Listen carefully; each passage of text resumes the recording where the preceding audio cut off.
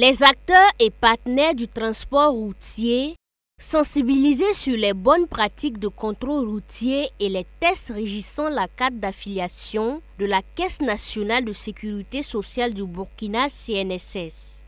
Cette journée de sensibilisation organisée ce lundi à Ouagadougou fait partie des missions fondamentales de la Coordination nationale de contrôle des forces de police.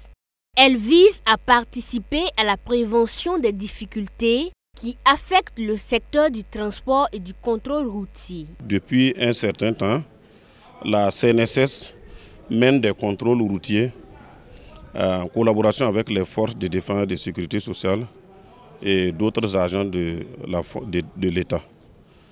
Mais souvent, ces contrôles ne sont pas compris par le public cible, alors que la raison de ces contrôles, ceux qui profitent en premier lieu, ce sont les chauffeurs routiers eux-mêmes.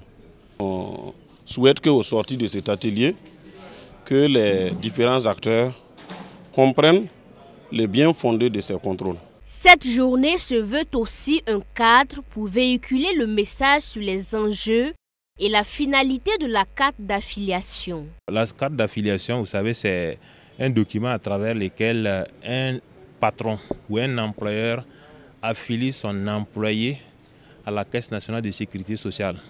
Alors c'est pour assurer en fait ces vieux jours, quand il sera à la retraite, à ce moment la Caisse, parce qu'il est affilié à leur niveau, lui paye une pension pour quand même, c'est comme il est à la retraite, on lui paye une pension pour survivre plus ou moins aisément. Maintenant il se trouve que dans la pratique, on ne comprend pas.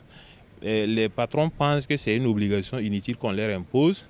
Alors les chauffeurs routiers aussi, qui sont les employés, ont peur souvent de revendiquer ces droits. Ils nous disent que quand vous insistez trop, le patron vous licencie purement et simplement et recrute un autre. Les raquettes et tracasseries routiers sont généralement favorisées par la non-détention de documents exigés et une application abusive de la réglementation par certains personnels chargés du contrôle routier. Lorsque vous êtes en infraction, vous devez être verbalisé. Je prends le cas simple de le non-respect de l'obligation de détenir la CNIB par exemple. Lorsque, au cours d'un contrôle, on voit que vous n'avez pas votre CNIB, on doit vous verbaliser à 3 000 francs. 3 000 francs et c'est valable pour 24 heures. Et c'est plus avantageux pour les usagers parce que pendant 24 heures, tous les autres postes que vous allez traverser, vous présentez ça, on ne vous fatigue plus. Mais par contre, il y a des usagers qui refusent, ils préfèrent donner 1 000 francs et puis continuer. Imaginez, vous avez combien de postes.